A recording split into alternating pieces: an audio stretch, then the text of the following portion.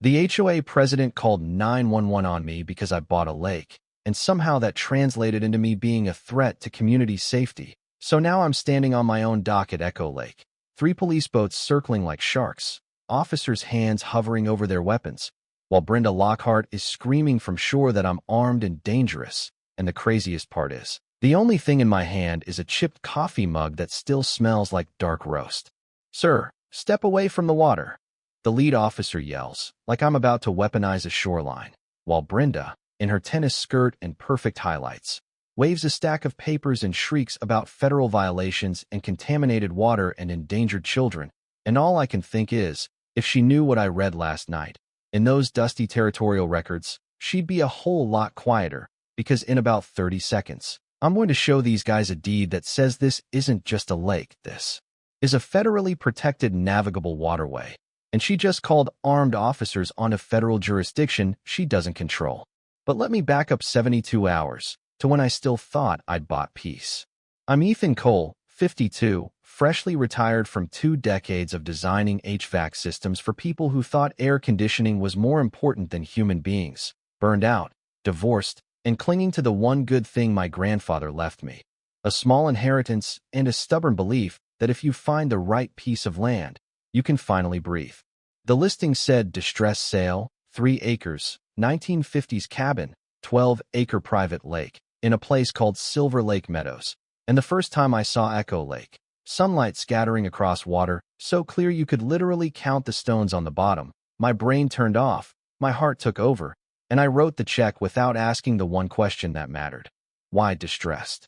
Moving day, I'm unloading my grandfather's old wooden canoe, imagining quiet mornings and early bass, when I hear the crunch of gravel and look up to see a white Lexus with a vanity plate that might as well say blessed, parked sideways across my driveway like a barricade.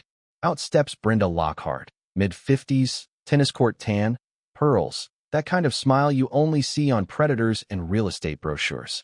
"Ethan, welcome to Silver Lake Meadows," she purrs, perfume wafting across the yard like weaponized roses.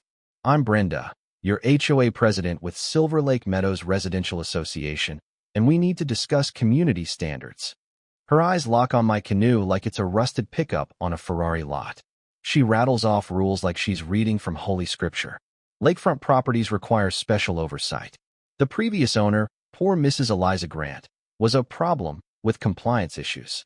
The word relocated hangs in the air like a threat, and then she points at my dock and canoe and calls them unpermitted structures, aesthetic violations, environmental hazards, and she actually says, "I smell fish," like that's a crime within sight of a lake. I tell her calmly, "I own this lake." She laughs, a brittle crack like ice under a boot. "You own access rights, sweetheart. Lake safety falls under community jurisdiction." She hands me a card for Rick Dalton, environmental compliance consultant, who will be inspecting everything. That night, I call Mrs. Grant at the assisted living facility. Her voice shakes. They told her the lake was contaminated, made her pay for test after test until she couldn't keep up, threatened her with endangering children, buried her under fines until she sold for pennies and fled. And as she talks, I feel the first ember of rage light in my chest. Day 3, I open my door to find a certified letter from Silver Lake Meadows Residential Association. Unauthorized watercraft storage, unpermitted structural modifications, environmental hazard creation. Total, $1,750. Due in 48 hours or legal action will commence. I call the HOA hotline, and of course Brenda answers on the first ring, all faux sympathy and sharp edges. "We try to work with you, Mr. Cole, but environmental compliance isn't optional." "What inspection?" I ask. "When were you here?" "Last night," she says. "Emergency authority permits immediate access for safety concerns." I hang up and check my security cameras, and there it is, Rick and another guy on my dock at 2 a.m., taking water samples, photographing my canoe, trespassing like they own the place. That's the night I stop being a peaceful retiree and start being something else, sitting at my kitchen table with shaking hands, reading my deed line by line, until one sentence snaps into focus like a spotlight.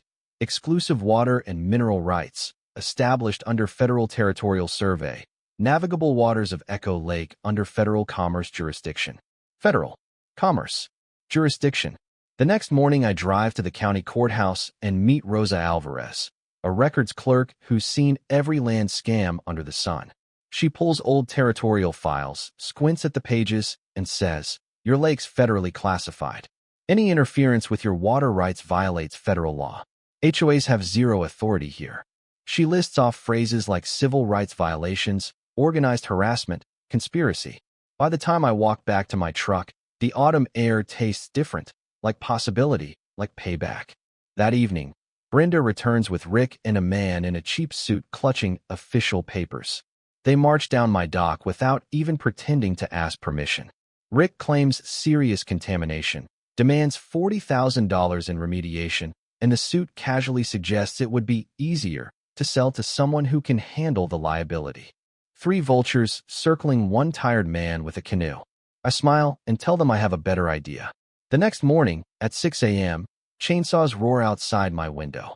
Rick and his crew are cutting down the towering oak on the property line, the one that shaded my dock, the one that's been here longer than any of us. "Emergency tree removal," Rick yells over the noise. HOA voted last night. Safety hazard. I call the sheriff's office, get told it's a civil matter, and by the time I hang up, 60 years of growth crashes into Echo Lake, sending waves across the water while they pretend to protect it. Brenda shows up later with a fake survey conveniently placing the trunk 6 inches onto HOA common property and hands me a bill for my portion of tree removal. While we argue, I notice Rick scooping new water samples around the fallen oak, already setting up his next accusation. The trap is obvious. Create the contamination, then charge me for the cure. That's when I realize this isn't petty HOA nonsense. This is a racket. I call Agent Lauren Price at the FBI after a local contact quietly passes me her number, tell her they're manufacturing environmental evidence to force sales. She wants proof, not just outrage. That night, I dig out my grandfather's old farm test kit from the garage, paddle into the dark water, and take baseline samples at midnight, upstream, downstream, and where the oak fell, logging everything with timestamps and GPS. The results show natural tannins from the tree, nothing toxic, nothing like the apocalyptic numbers Rick is about to claim. I send the data to Agent Price. She replies fast, "Excellent work. Keep documenting. This looks bigger than a grudge." The next day, Rick arrives with a flimsy plastic kit and dollar store pH strips, selling himself as a scientific authority. I film everything. When I ask for his EPA certification number, he freezes, stammers, and packs up his gear without finishing the test. That's my first clean victory. Then the resistance finds me. Janet Morrison, no. In my world, she becomes Melissa Reed, the yoga studio owner, calls from down the street. "You're not the only one," she whispers. That night, in her lavender-scented studio, I meet the others. There's Gordon Hale, thin, nervous former treasurer with an accountant stare, who's been watching money disappear into Rick's consulting company, $47,000 over 2 years with no legitimate work orders. There's Derek Lawson, the landscaper, whose business Brenda threatened to destroy unless he gave her friends and family, pricing on inflated community projects. There's Rita Collins, a retired teacher with a binder of violation notices that always follow the same pattern. Small fines that snowball into impossible debts until people sell or break. Gordon slides a USB drive across the table, full of financial records he copied before Brenda locked him out of the system. Shell companies, round-trip payments, inflated invoices. While we're talking, my phone buzzes with a message. "Stop the meeting or code enforcement shuts this place down." Outside, Rick's truck idles in the dark, watching. That's when we all realize this isn't just HOA bullying. This is organized crime with city connections. The sabotage escalates overnight. My water line is cut clean, a fake notice zip-tied to the pipe claiming service disconnection pending environmental clearance. The actual water department has no idea. The fire marshal finds accelerant around my boathouse, a near-miss arson job. Then Derek's garage actually goes up in flames, his work truck a twisted skeleton, and the pattern is exactly the same as my near-fire. Insurance stalls his claim, citing federal investigation. Code enforcement shuts down Melissa's studio on bogus zoning issues. The IRS shows up at Gordon's door after an anonymous tip about unreported income. One by one, anyone who stands near me gets hit. Meanwhile, The county posts quarantine signs around Echo Lake. Environmental hazard. No access. A tired inspector named Paul Peterson shows me a thick binder of evidence that says my lake is teeming with deadly bacteria. My dock is about to collapse. My soil is polluting the groundwater for 3 neighborhoods. The reports are polished, stamped, and completely fake. I race my own samples to the state university, where Dr. Amelia Cho, an environmental chemistry professor, runs them on real equipment and tells me my lake is some of the cleanest water she's seen in years. When I show her the county's numbers, she laughs bitterly. These results would mean mass fish kills. Your ecosystem is thriving. Someone either tested a different site or just made these up. While I wait for her certified analysis, Gordon calls, voice shaking. He's traced the HOA's payments and found a pattern across 17 lakefront communities. It's always the same. Harassment, contamination reports, fines, forced sales, then quick resales through companies like Lakeside Heritage Holdings, Blue Harbor Equity Group, Seabrook Capital LLC. All of which, when you peel back the layers, roll back to Brenda and Rick. Millions in profit, elderly owners pushed out, 3 deaths in the aftermath from stress-related complications. Back at my burned boathouse, sifting through ashes, I find a drawer the fire didn't touch. The original 1880s land patents my grandfather kept hidden, actual parchment with wax seals and territorial signatures. Buried in the legal script is the sentence that changes everything. Echo Lake designated as a federal navigation waterway under Early Commerce Acts, granting the riparian owner protection against forced sale, seizure, access restriction, or environmental quarantine without a federal court order.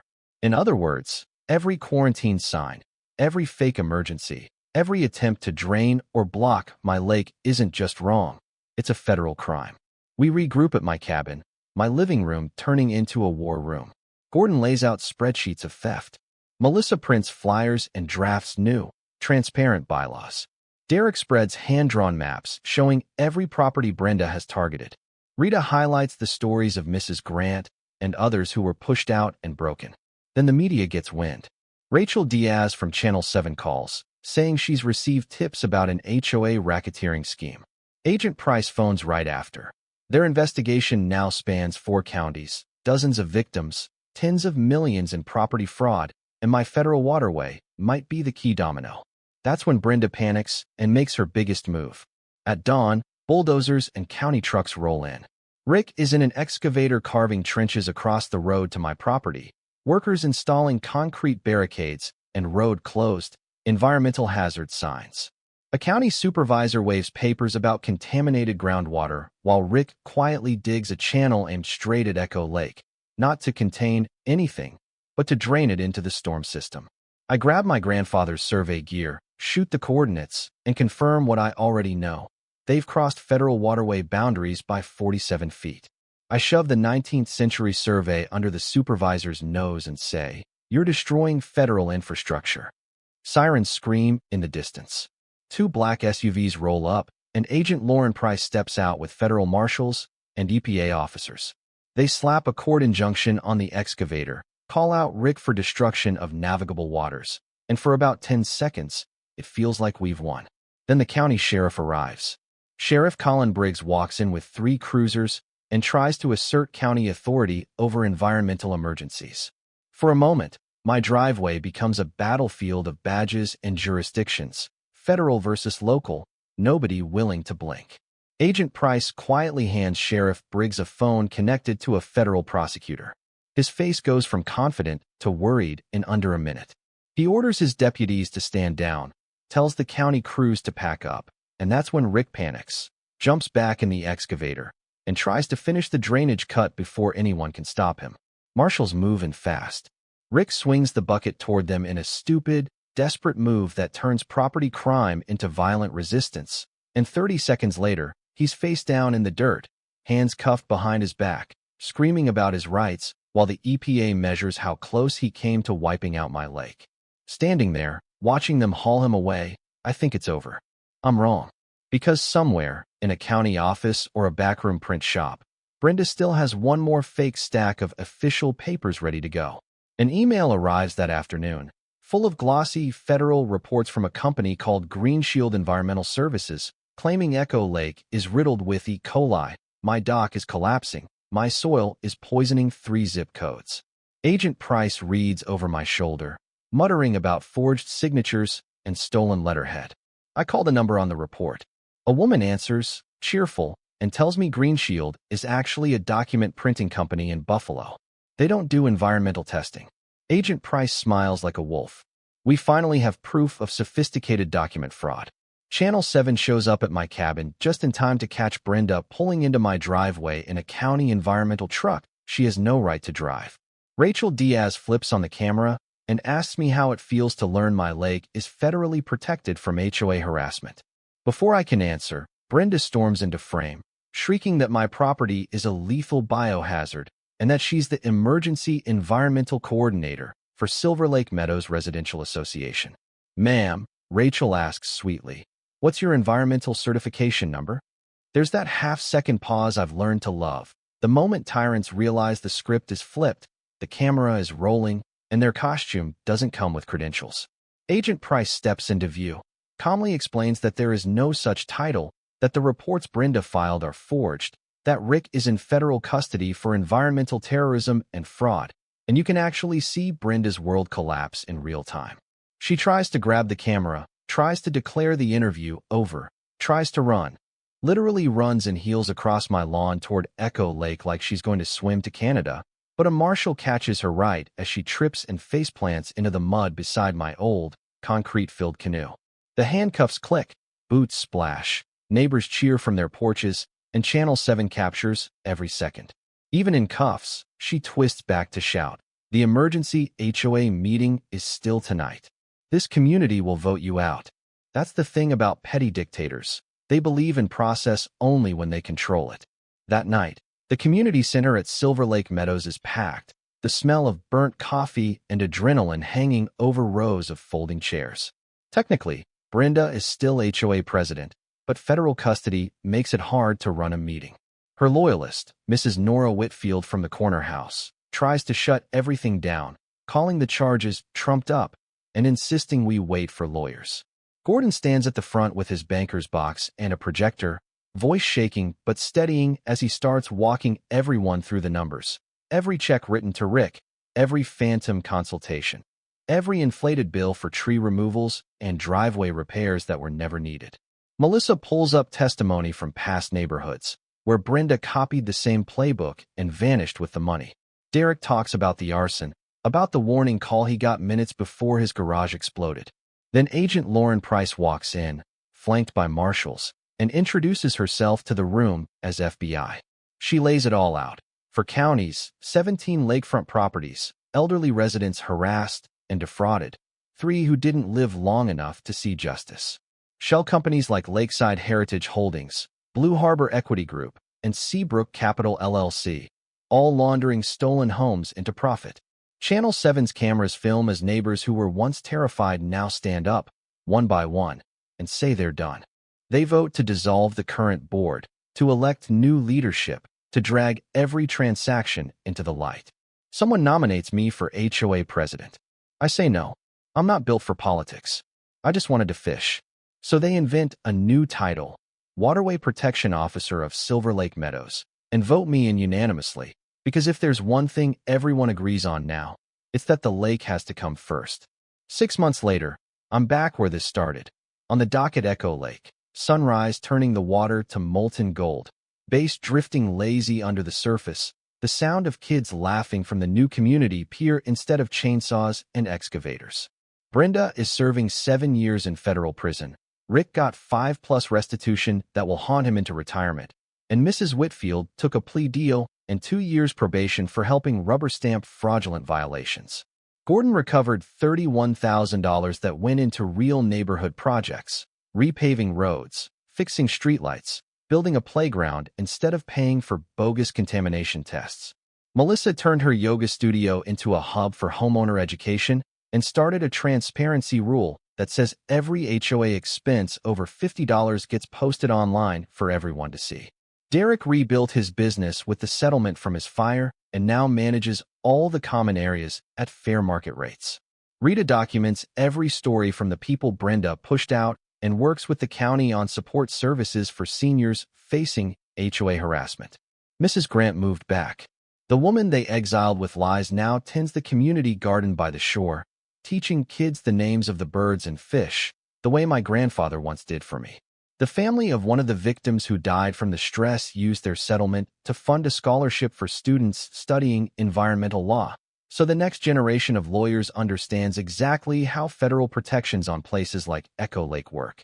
We found 17 other properties in the county with old federal waterway protections just like mine, and those owners are fighting back now, armed with knowledge instead of fear. Agent Price told me our case is being used in FBI training as a model for modern real estate racketeering, which is both flattering and terrifying. We started an annual federal waterway festival, where families come from all over to swim, learn about property rights, and eat barbecue on the same shoreline Brenda tried to turn into a crime scene. I used part of my settlement to create a veterans retreat, bringing combat vets out here on weekends to fish, breathe, and remember that standing up to bullies, whether they wear uniforms or polo shirts, can be part of healing. Most mornings now, it's just me, the loons calling, the line in the water, and the quiet knowledge that peace tastes different when you had to bleed a little for it. When the lake is not just pretty scenery, but proof that you knew the law better than the people who try to weaponize it against you. And that's what sticks with me more than the handcuffs, the news cameras, the courtroom drama. The fact that none of this would have happened if ordinary people hadn't decided they were done being scared, if we hadn't opened dusty files, read boring deeds, asked annoying questions, and backed each other up when the retaliation started. So here's what I want to know, now that you've heard all of this. If your community leaders, your HOA, or your local officials started using rules and regulations as weapons, cutting your water, faking reports, threatening your family, at what point would you say enough, risk the backlash, and fight back? And where do you draw the line between keeping the peace and defending justice, not just for yourself, but for the people who don't have the strength or the knowledge to fight alone?